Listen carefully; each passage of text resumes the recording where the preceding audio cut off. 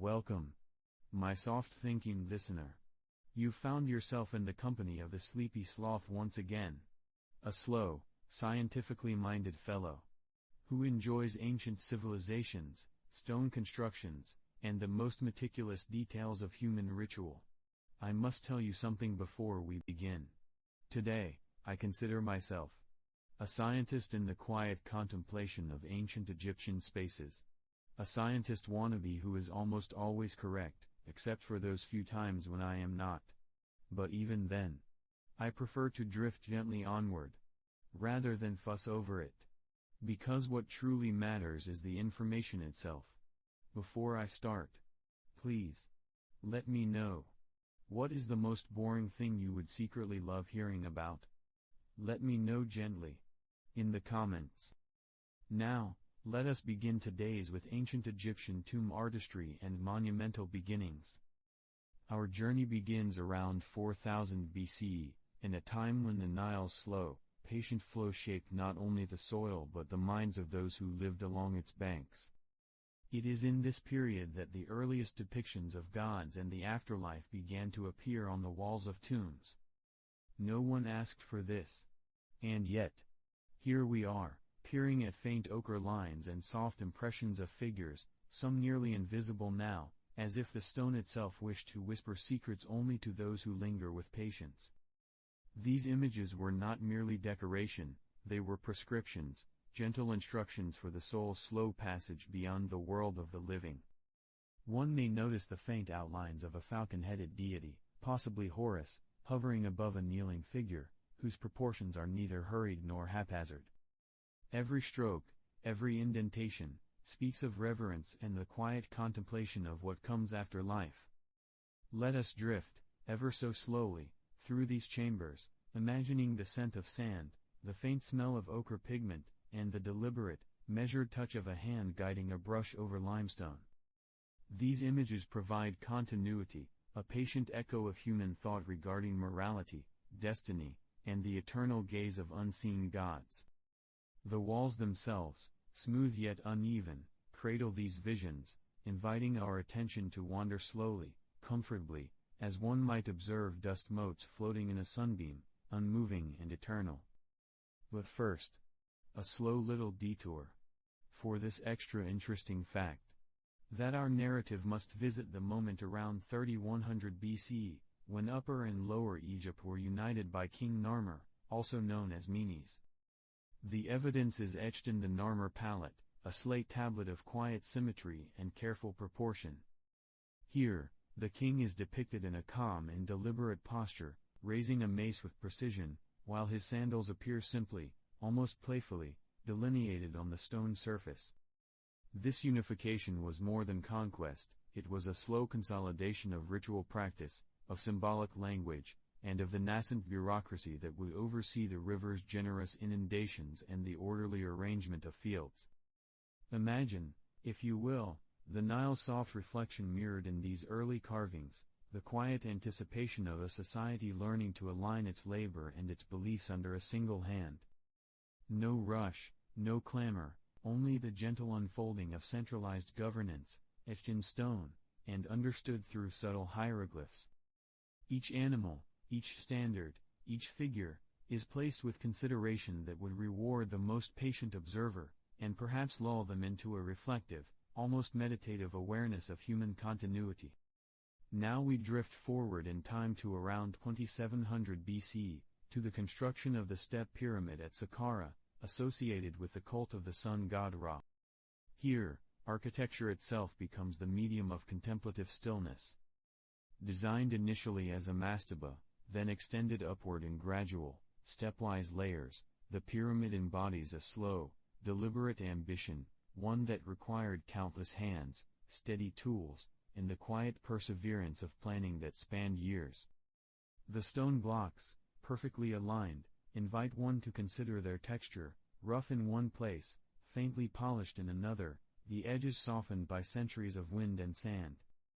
The pyramid was not merely a tomb, it was a slow, ascending ladder to the divine, a geometrical metaphor for the soul's gentle journey toward Ra.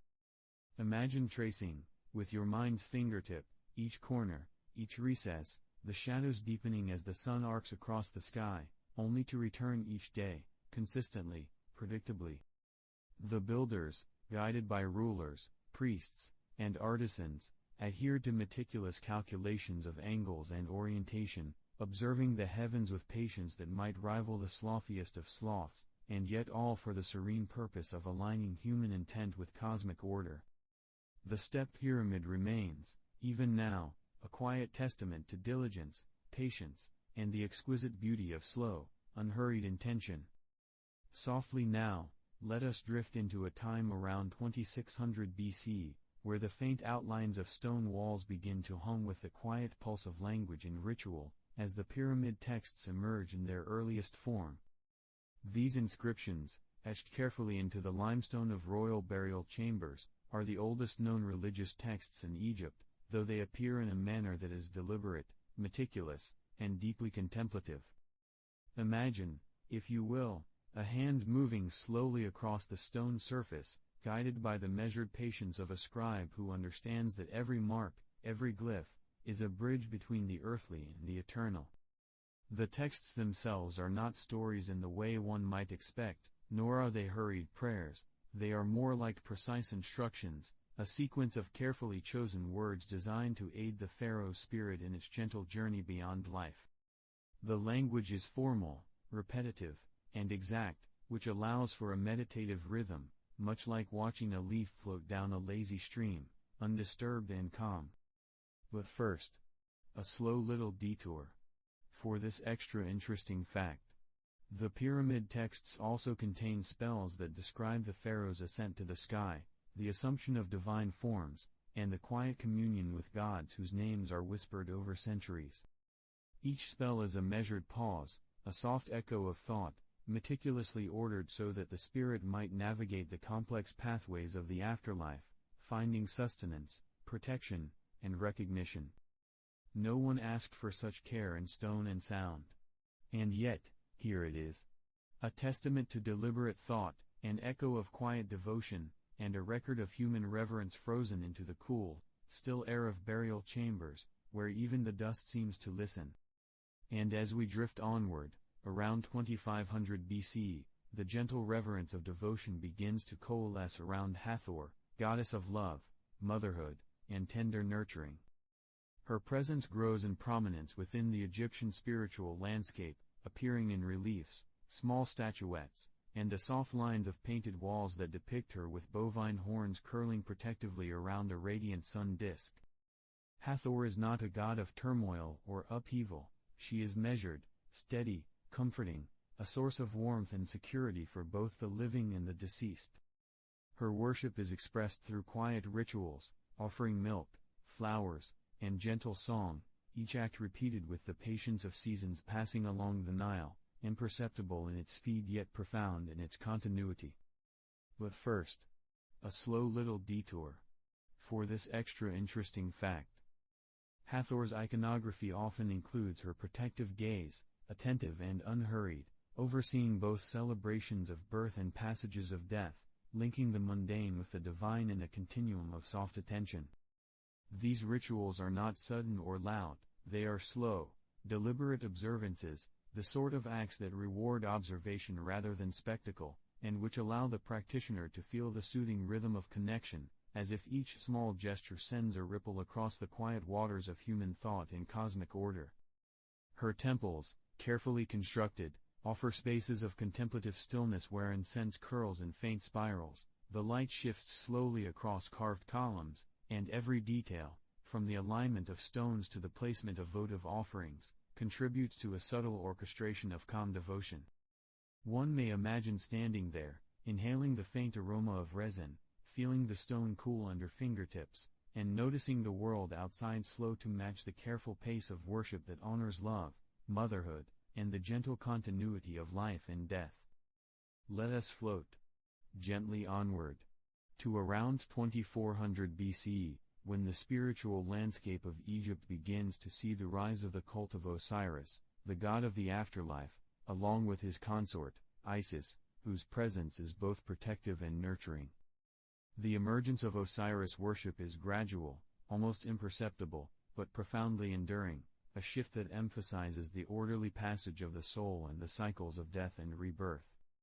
Temples, stelae, and tomb reliefs begin to depict him with green skin, a symbol of vegetation and renewal, and wrapped in the soft folds of linen, lying in repose yet exuding a quiet, steady authority.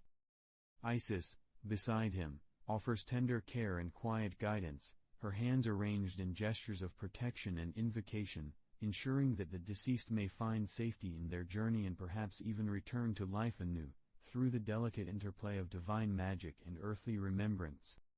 But first, a slow little detour. For this extra interesting fact. Their worship involved ritual reenactments, gentle recitations, and the methodical preparation of offerings, each step designed to reflect cosmic order and maintain the continuity of existence itself. The devotees' acts are subtle, deliberate, and measured. They prepare the body, chant softly over the tomb, and ensure that every symbol, every inscription, is aligned to reinforce the eternal cycle of life, death, and renewal. It is not dramatic, not urgent, but profoundly patient, as though the universe itself can be coaxed into a quiet rhythm by repeated, careful attention. One may imagine walking through a temple, the cool stone beneath each footfall, the faint scent of lotus and incense lingering in the air, and noticing that every gesture, no matter how minute, is imbued with a soft insistence on balance, continuity, and the comforting predictability of an afterlife carefully mapped and meticulously observed. Softly, as if we are tracing the gentle contours of time itself, let us drift to around 2300 BC, when the coffin texts begin to emerge, quietly expanding upon the earlier pyramid texts. These inscriptions, carefully painted and carved upon the inner surfaces of coffins, carry the same meditative purpose as their predecessors, to guide the deceased through the subtle and winding passages of the afterlife. Yet now, the language has grown more inclusive, extending its protective and instructive reach beyond the king to nobles and other privileged individuals, each of whom might one day seek the quiet solace of eternal rest.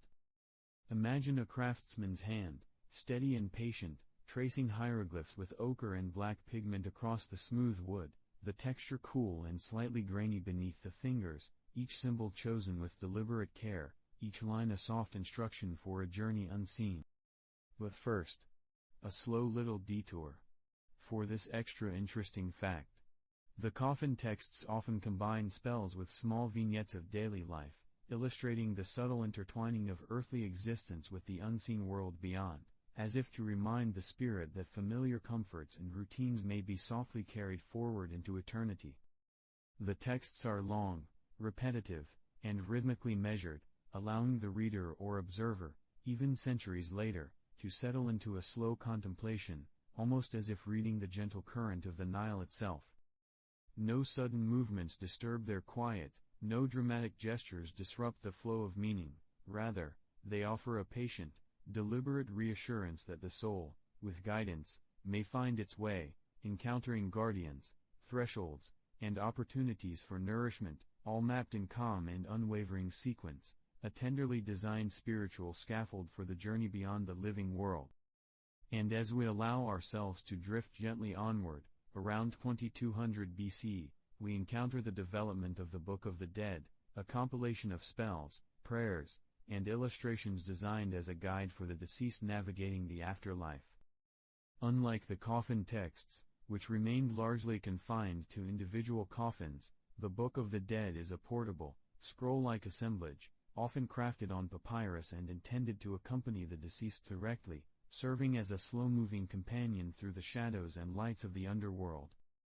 Each spell, each carefully drawn vignette of gods and protective spirits, is arranged with meticulous attention to sequence and purpose, allowing the departed to recite or mentally invoke them as a means of negotiating passage through various gates, encountering the weighing of the heart, and reaching the tranquil fields where eternal rest might be achieved.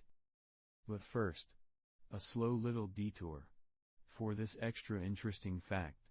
The Book of the Dead contains subtle variations between copies, reflecting the personal touch of the scribe, the specific preferences of a family, or the idiosyncrasies of regional practices.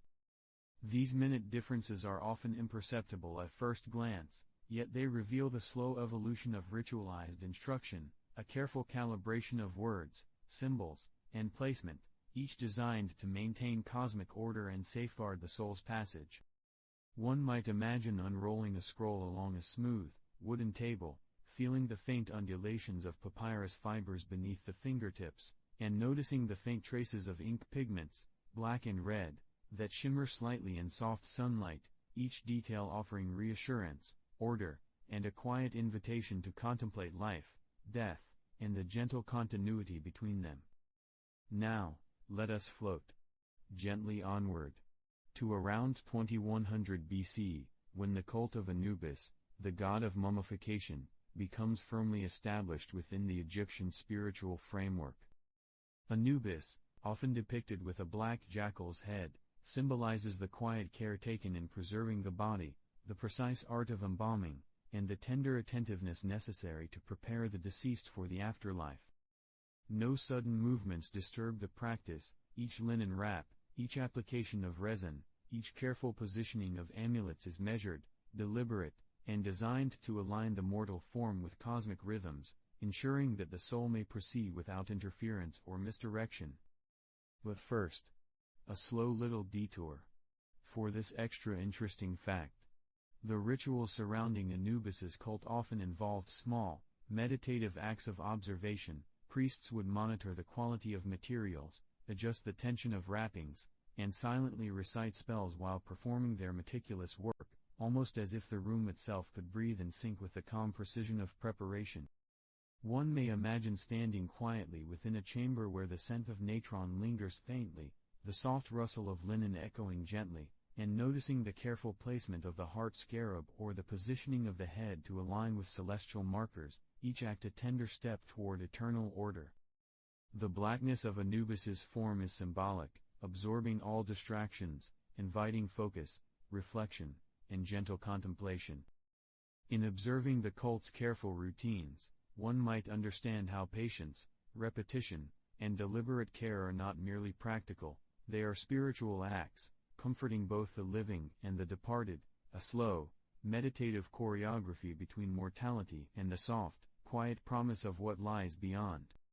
Softly, as if following the gentle curve of a drifting feather, we may imagine ourselves around 2000 BCE, at a time when the worship of Thoth, the god of wisdom, writing, and measured thought, begins to extend more widely across Egypt.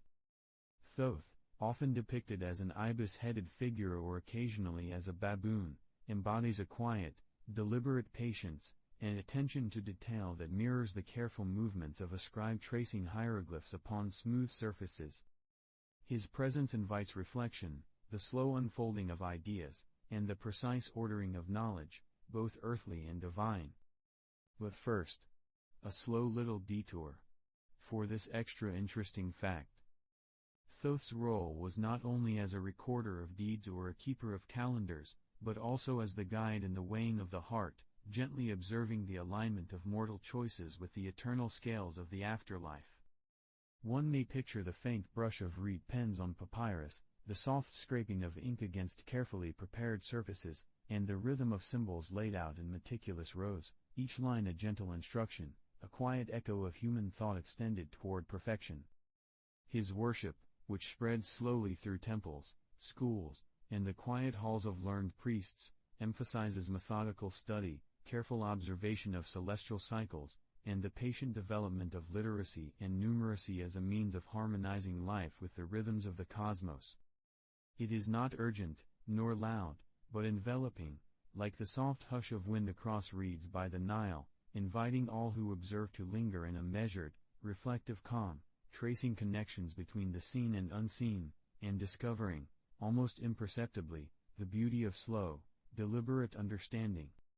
And as we drift onward, around 1900 BCE, we may encounter the rise of the cult of Sekhmet, goddess of both war and healing, whose presence is at once formidable and gentle in its complexity.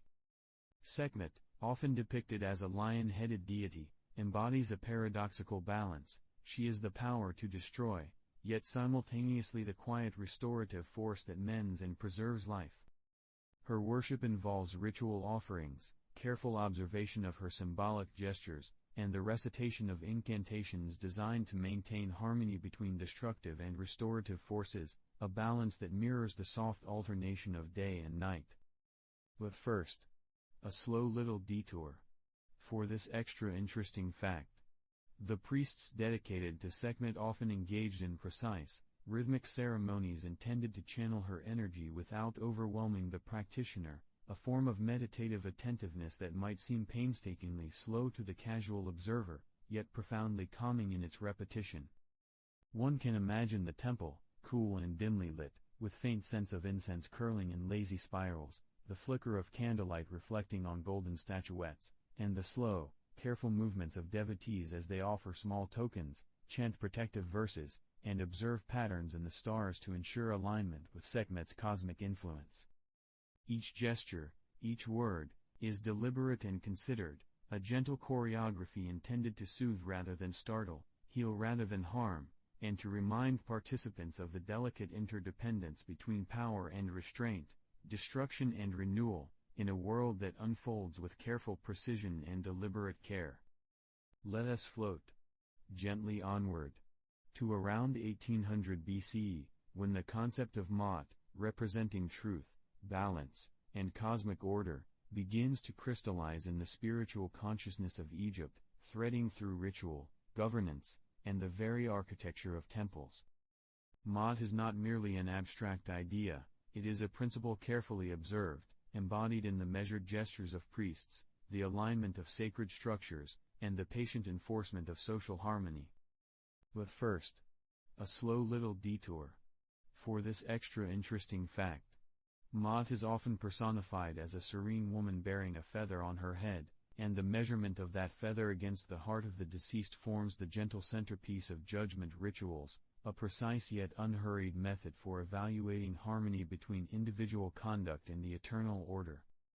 Every action, every choice, every carefully inscribed decree can be seen as a soft reflection of this principle, an echo of the cosmic rhythm extending outward into the lives of ordinary people and the carefully observed patterns of society. One may picture the stone floors of temples, polished and cool, the faint lines of hieroglyphs etched in perfect, meticulous sequence along walls, and the slow, deliberate cadence of chants that repeat and fold over themselves, offering quiet reinforcement of order and truth. The concept encourages a patient, reflective awareness, and understanding that every thought, gesture, and movement contributes to a balance far beyond the individual, a rhythm as slow and inevitable as the annual flooding of the Nile, each ripple, each reflection, quietly reinforcing the universe's measured, harmonious unfolding. Softly, as though we are tracing the faint, patient ripple of sunlight across still waters, we drift to around 1700 BC, when the worship of Ptah, the god of craftsmen and architects, gently rises into prominence across Egypt. Ptah, often depicted as a mummiform figure, embodies quiet creativity, the slow and methodical shaping of materials, and the measured patience required to transform raw stone, wood, and metal into structures and objects of enduring function. But first, a slow little detour. For this extra interesting fact. Ptah is closely associated with Memphis, where his temple becomes a center of deliberate contemplation, workshops, and ritualized attention to detail, connecting the spiritual act of creation with the practical efforts of artisans. Imagine the soft clinking of tools, the faint friction of chisels on stone, and the careful alignment of bricks and timber, all conducted under the gaze of Ptah, whose very essence embodies the quiet marriage of thought and labor. Devotees offer small votive models, carved with care, or recite prayers that double as meditative mantras, each syllable measured, deliberate, and unhurried. The act of worship itself mirrors the patient craft it celebrates, a rhythm of reflection and repetition, designed to align the human hand and mind with cosmic order.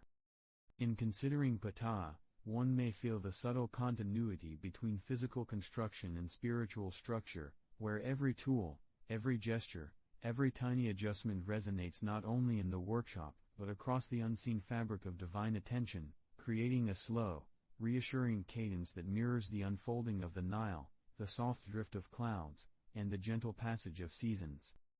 And as we continue to drift, around 1600 BC, we may observe the introduction of the said festival, a ceremonial observance celebrating the pharaoh's reign and the enduring strength of kingship. This festival, which occurs periodically after 30 years on the throne and occasionally at later intervals, is not a hurried event but a carefully choreographed sequence of rituals, dances, and offerings designed to reaffirm the king's vigor, cosmic authority, and alignment with Ma'at.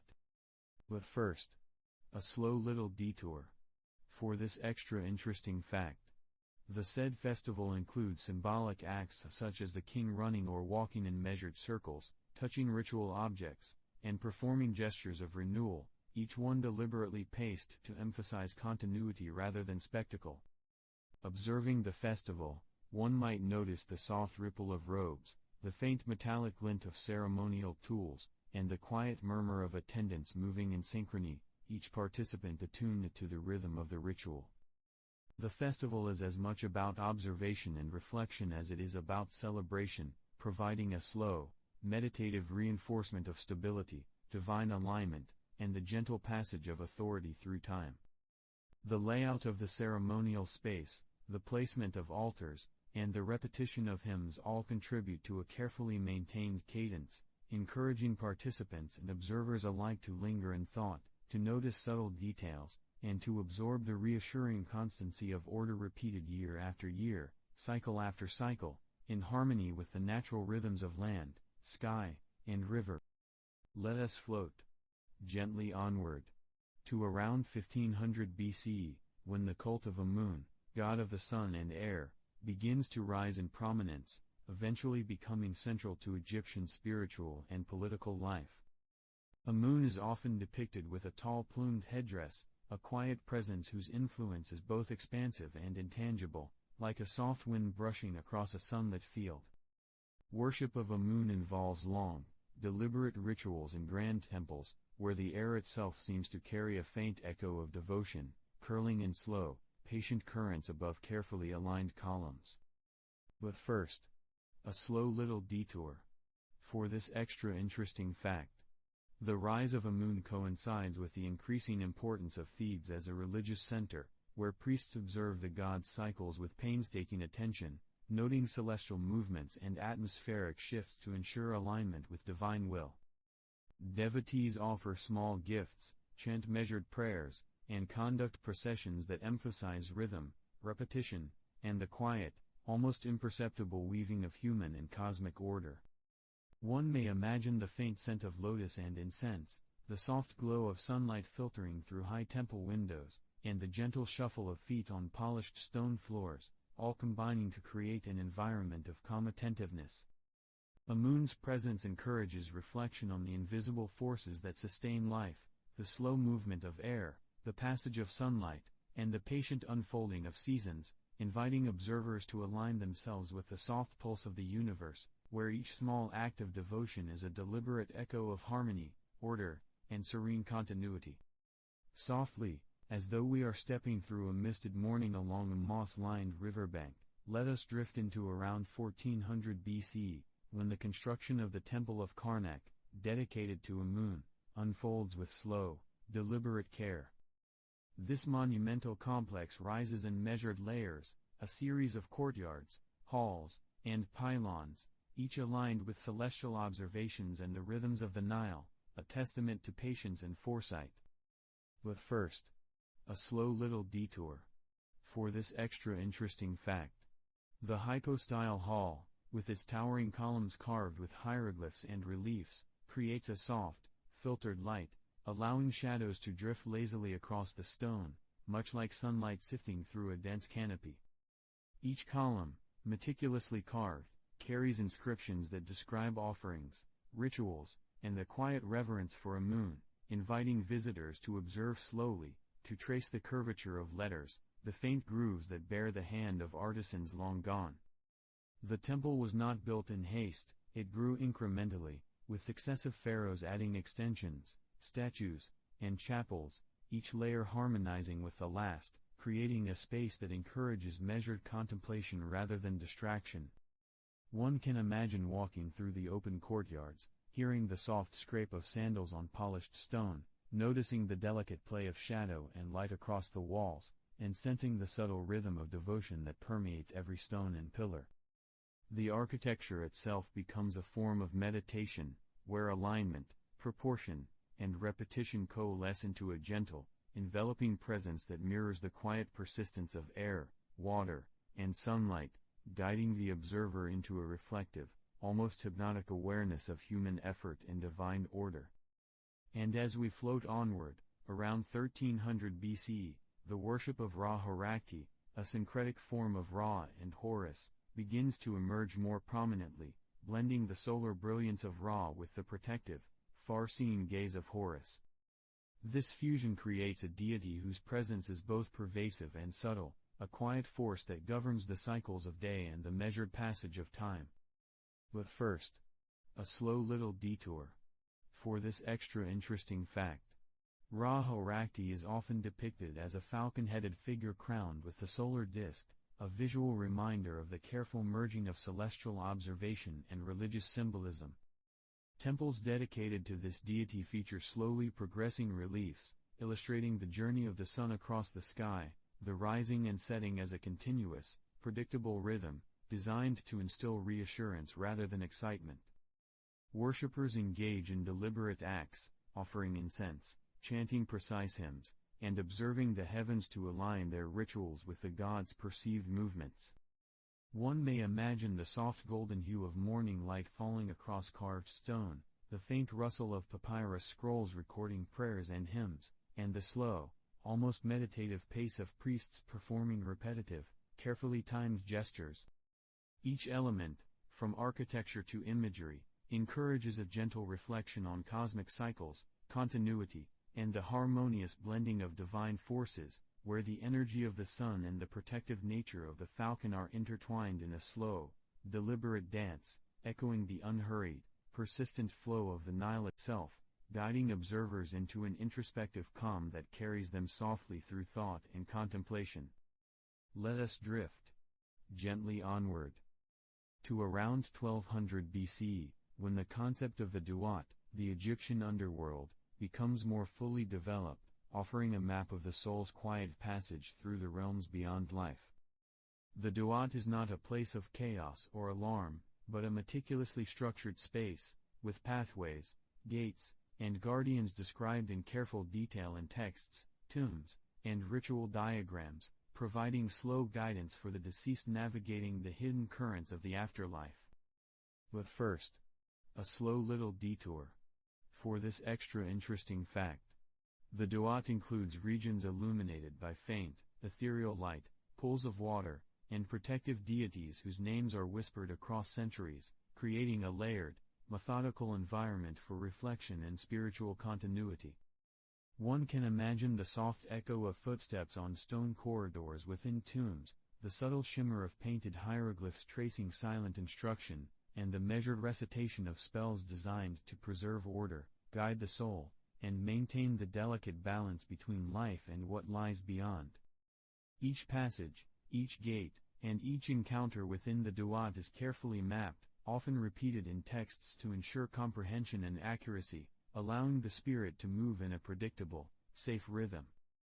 Observing these descriptions invites the mind to follow slowly, tracing every turn, every symbolic river, every whispering deity, creating a contemplative, reflective awareness of order, continuity, and the quiet, precise design that governs both the mortal and immortal realms, much like a soft wind tracing the surface of a still pond, unhurried, constant, and deeply comforting.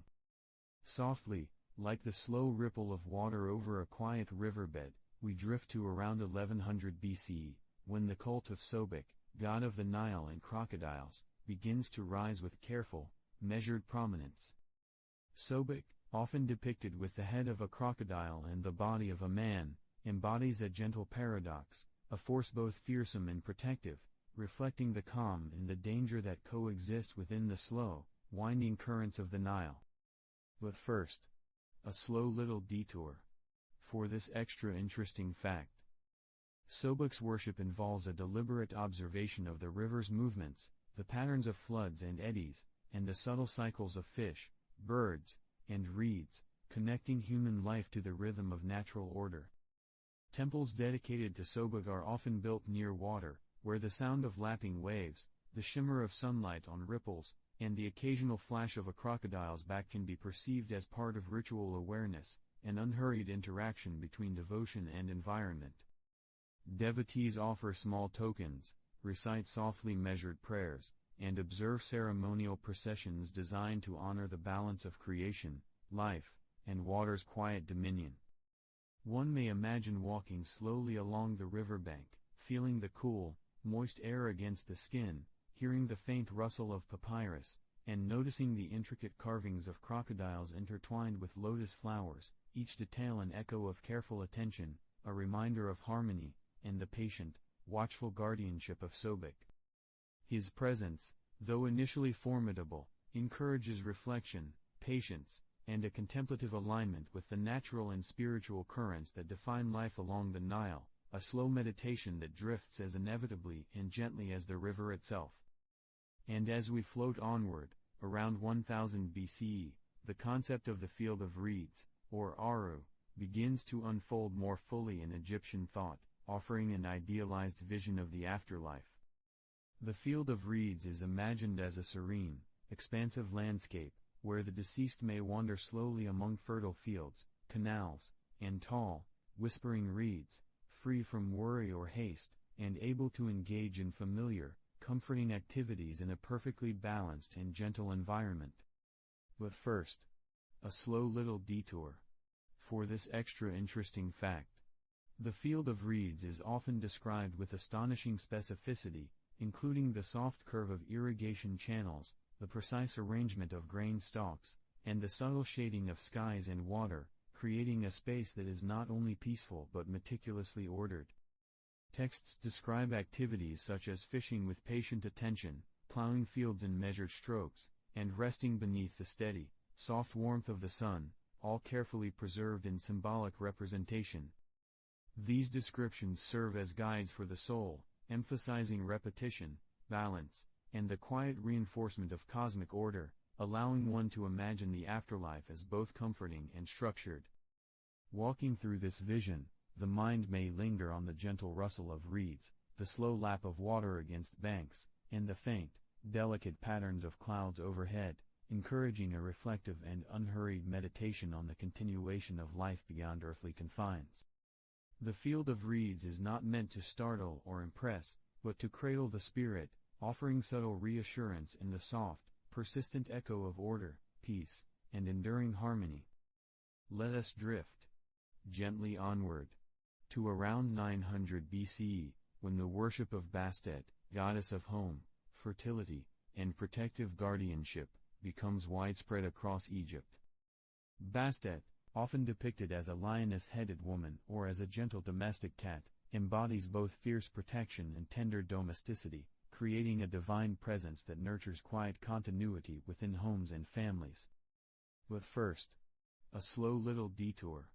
For this extra interesting fact. Her temples and shrines are carefully arranged to allow gentle circulation of devotees, each space designed to encourage reflection, slow movement, and the soft ritualized offering of food, perfume, or small votive objects. Worshippers engage in acts that emphasize patience, attentiveness, and the repetition of small, quiet gestures, creating a meditative rhythm that mirrors the cycles of the moon, the gentle waxing and waning of light, and the careful pacing of daily life. One may imagine the faint rustle of cats moving silently along temple floors, the soft gleam of sunlight reflecting off smooth stone, and the subtle scent of incense curling lazily through the air, all contributing to a layered sense of care and attentiveness. Bastet's presence encourages a slow attentiveness to domestic harmony, fertility, and protection, reminding devotees that both life and devotion are composed of quiet, consistent acts, and that the rhythms of home, family, and spirit are intertwined with cosmic balance, unfolding gently, patiently, and with enduring grace. Softly, as though we are tracing the slow, curling eddies of the Nile itself, we drift to around 800 BC, when the cult of Khnum, god of the Nile and the divine potter of mankind, gently rises into prominence. Khnum is often depicted with the head of a ram, his features curving softly, his presence imbued with a quiet patience that mirrors the slow, inevitable rise and fall of the river's waters. But first, a slow little detour. For this extra interesting fact, Khnum is believed to fashion human beings on a potter's wheel, shaping bodies and spirits with deliberate care, infusing each creation with intention and balance, much as a craftsman turns clay to form vessels both useful and enduring. Temples dedicated to Khnum, often situated along the banks of the Nile, are spaces of measured observation, where priests and devotees engage in rituals that honor the cycles of the river, the fertility of the land, and the delicate interweaving of human life with natural rhythm. One may imagine the quiet sound of water brushing against the temple walls, the faint, slow glint of sunlight on sculpted stone, and the soft alignment of offerings meticulously arranged in symmetrical patterns, each placement an act of meditative devotion. Khnum's influence extends beyond the physical shaping of humans to the nurturing of crops, the management of irrigation, and the patient observance of seasonal changes, all of which are seen as reflections of his deliberate care.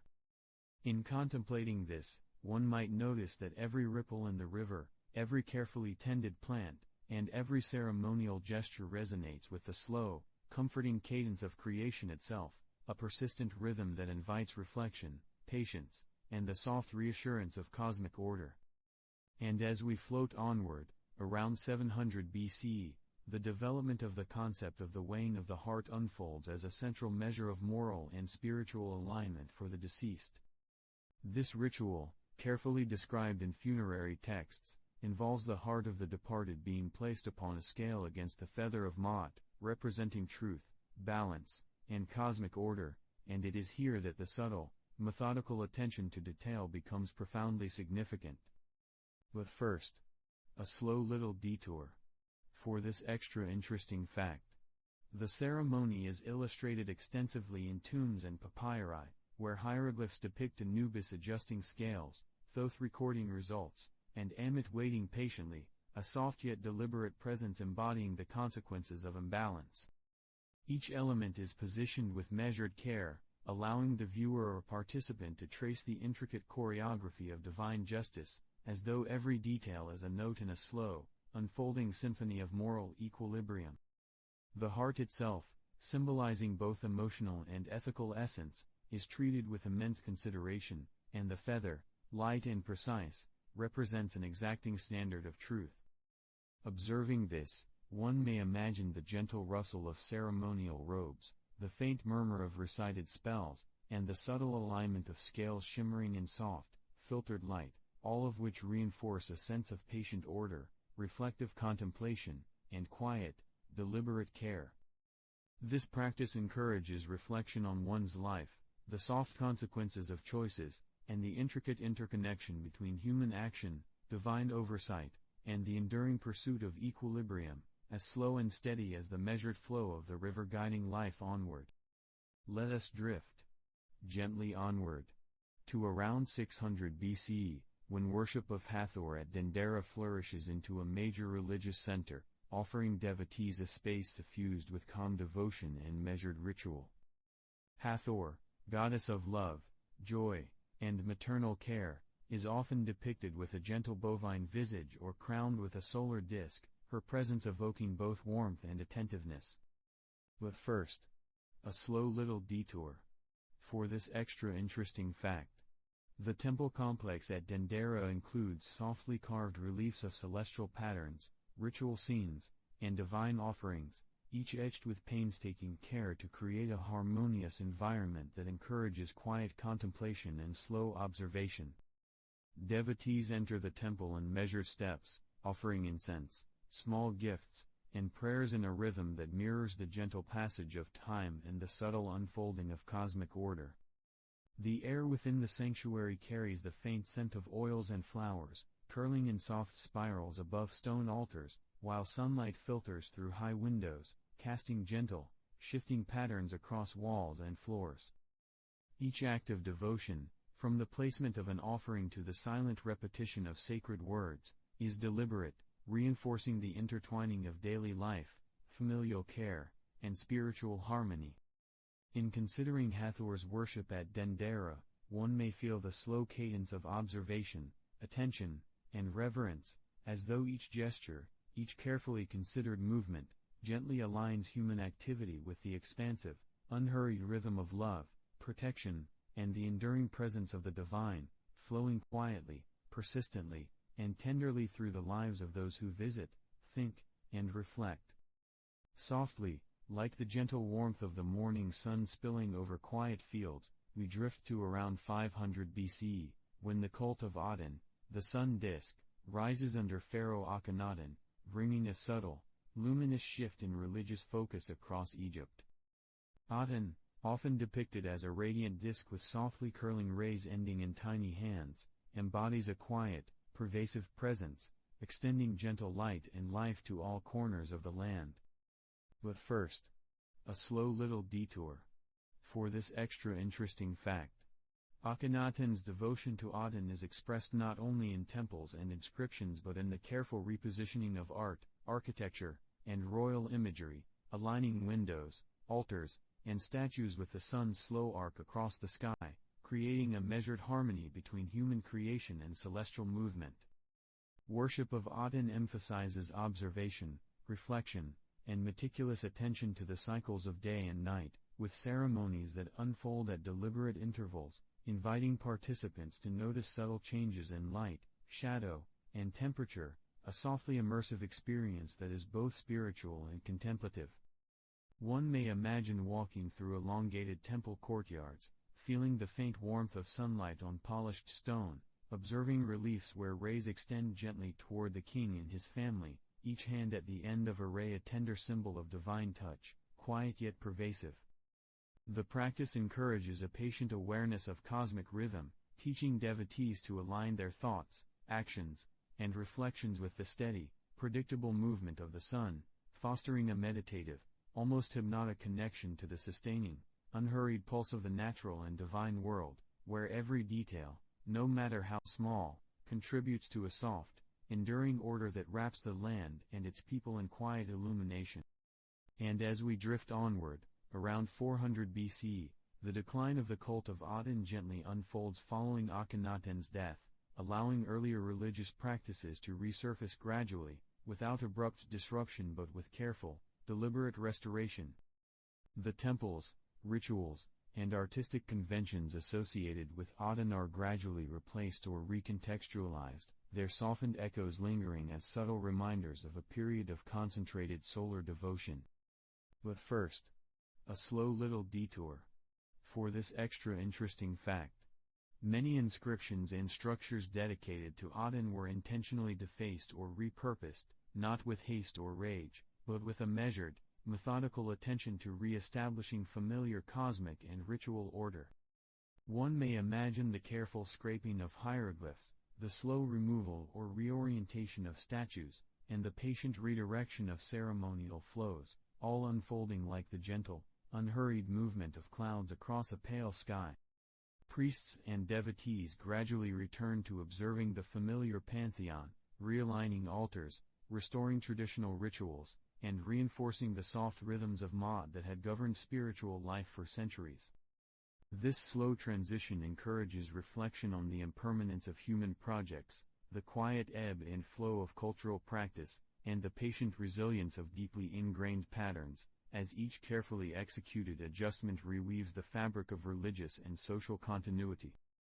Even in decline, the influence of Aten lingers softly, a subtle glow beneath the broader, more familiar patterns, reminding observers that transformation often occurs as a slow, measured drift rather than a sudden shift, a quiet, reflective process that mirrors the gentle, continuous passage of sunlight across the land and the river.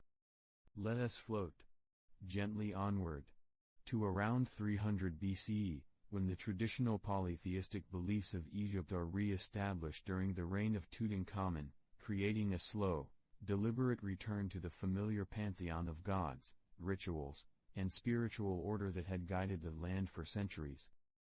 This re-establishment is not hurried or chaotic but unfolds in careful layers. Temples are restored, altars are re-sanctified, and ceremonies realigned to reinforce the measured, enduring rhythms of Ma'at.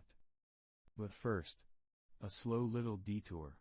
For this extra interesting fact, Tutankhamun's reign sees the meticulous restoration of images, inscriptions, and symbolic gestures, each executed with patient attention to detail, as artisans and priests carefully reintegrate the divine forms and cosmic relationships that had been disrupted. One may imagine walking through newly restored sanctuaries, observing statues where the familiar forms of Amun, Ra, Osiris, and Hathor are once again placed with deliberate orientation, noticing the soft interplay of light across reliefs, and listening to faintly measured chants recited in rhythm with ceremonial gestures. The process encourages quiet reflection, a gentle re-education in cosmic balance, and a reaffirmation of continuity, stability, and the subtle order that underpins both human and divine life. In this slow, deliberate restoration, each restored image, each ritualized motion, and each carefully arranged offering becomes a soft testament to the persistence of tradition, the patience inherent in human devotion, and the gentle, enduring structure of belief, flowing gently through the temple halls and into the quiet, reflective minds of all who participate, creating a harmonious, unhurried connection between past, present, and the ever-continuing cycles of Egyptian spirituality. As we are floating along a slow, sun-dappled canal lined with reeds, we drift to around 200 BC, when the Ptolemaic dynasty gently establishes itself in Egypt, weaving together Greek and Egyptian religious practices in a delicate, contemplative tapestry. The Ptolemies, rulers of Greek origin, adopt Egyptian ritual forms and gods, carefully aligning their governance with familiar spiritual patterns to create a sense of continuity and reassurance. But first, a slow little detour. For this extra interesting fact, the Ptolemaic rulers commissioned temples and shrines where Greek architectural elements, such as column designs and sculptural motifs, coexist with Egyptian symbolism, reliefs, and hieroglyphs, creating spaces that encourage quiet observation, slow reflection, and a gentle harmonization of two cultural traditions. Devotees, priests, and courtiers move through these spaces with measured care, participating in ceremonies that blend chants, offerings, and processions with subtle attention to rhythm, repetition, and spatial alignment, each gesture reinforcing the connection between mortal action and divine presence. One may imagine the soft interplay of sunlight on stone surfaces, the faint echo of sandals on smooth floors, and the careful placement of sacred objects, each chosen for symbolic resonance and ritual precision. The Ptolemaic integration of Greek and Egyptian practices is not hasty or chaotic but deliberate, designed to soothe both the population and the gods themselves, encouraging reflection on continuity, adaptation, and the soft, patient layering of culture and belief over time, much like the slow accretion of silt along the Nile, gently shaping the land while preserving its enduring patterns. And as we float onward, around 100 BCE, worship of Serapis begins to gain prominence, a syncretic deity carefully designed to bridge Egyptian and Hellenistic religious sensibilities, combining elements of Osiris, the eternal ruler of the afterlife, and Apis, the sacred bull, with some Greek philosophical interpretations of divine presence. But first, a slow little detour.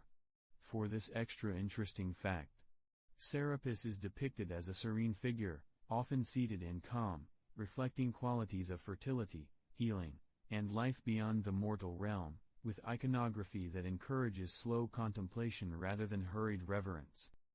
Temples dedicated to Serapis, called serapeums, provide carefully organized spaces where devotees can approach altars in measured steps, offer votive objects, and observe ritual movements designed to cultivate reflection, balance, and continuity of divine favor. One may imagine the faint murmur of prayers, the soft scent of oils and incense curling upward in gentle spirals, and the careful alignment of statues and reliefs to catch the changing light, creating a subtly immersive environment. Devotees and priests alike are guided into a reflective rhythm, attending to each gesture, phrase, and offering with patience, reinforcing the subtle interweaving of Greek and Egyptian thought, belief, and spiritual practice. Serapis Rise is not dramatic but quiet, a gentle blending of divine forms that encourages a meditative awareness of life, death, and the harmonious continuation of sacred order, echoing softly through temple halls, courtyards, and the minds of those who linger in deliberate contemplation of the divine, inviting the observer to align with cosmic calm and slow attentiveness. Finally, let us drift gently onward to around 30 BCE, when Egypt becomes a province of the Roman Empire, initiating a slow and gradual decline of traditional Egyptian religion as imperial structures, governance, and cultural priorities shift. The familiar temples, rituals, and priestly hierarchies begin to wane in influence, while Roman administration and religious practices slowly permeate daily life, creating a delicate transition that is more gradual than abrupt. But first, a slow little detour for this extra interesting fact. Some temples are repurposed, sculptures are relocated, and ceremonies are subtly adapted to fit new civic and spiritual contexts, allowing remnants of Egyptian belief to persist quietly even as official authority changes. One may imagine the soft, measured echo of sandal steps across temple floors, now more sparsely populated, the faint play of sunlight on walls once crowded with ritual scenes, and the patient, quiet maintenance of sacred spaces, even as their prominence diminishes. Observers, priests, and devotees continue certain traditional rites in intimate, carefully controlled settings, emphasizing reflection, alignment, and reverent attention to detail rather than public spectacle.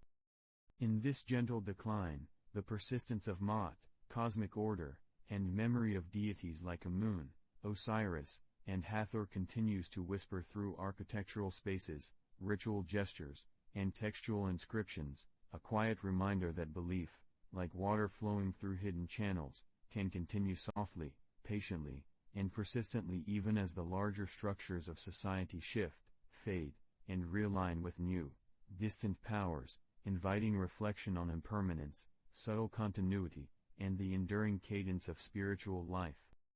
As the currents of history continue their quiet flow, we notice that even in moments of transition and gentle decline, the rhythms of devotion, ritual, and cosmic order do not vanish entirely. They linger in faint echoes, subtle gestures, and patient observances, like water trickling through hidden channels beneath the shifting sands of time, reminding us that continuity often whispers more softly than it shouts.